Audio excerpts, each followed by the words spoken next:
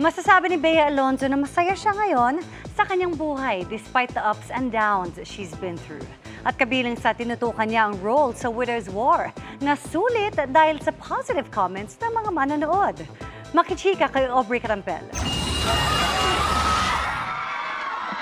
Sa kabila ng mga pinagdaanan kaugnay sa kanyang love life, masaya at mas maayos na raw ang lagay ng puso ni Widow's War star Bea Alonzo. Ang journey ng buhay natin, may ups and may downs. Diba? You just have to trust the process na hindi ka nasa baba forever. I guess I just take everything one day at a time.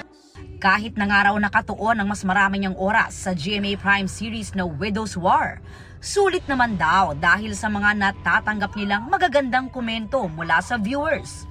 Isa sa mga napapansin din ng mga manonood ay ang fashion ng mga karakter nila. Ang ginagampanan niyang si Sam na isang interior designer bago nakapangasawa ng ubod ng yaman na si Paco Palacios. As you can see, in the beginning of the story, mas simple pa si Sam.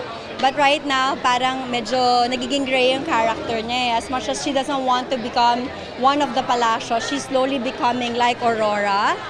So marami siyang ipinaglalaban. So medyo sumusunod din yung pananamit niya doon.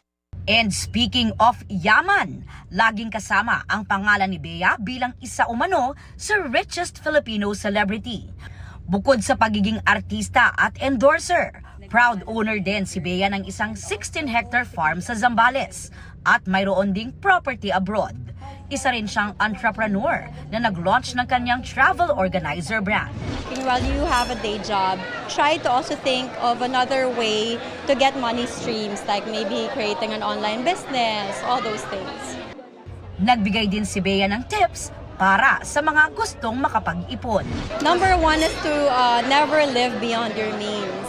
So, unahin mo ang basics, mga basic needs. Siyempre, maganda rin namang bigyan mo ng diba? Minsan gusto mong i-reward yung sarili mo with a good meal, to travel, nice clothes, but never forget na unahin mo yung necessities.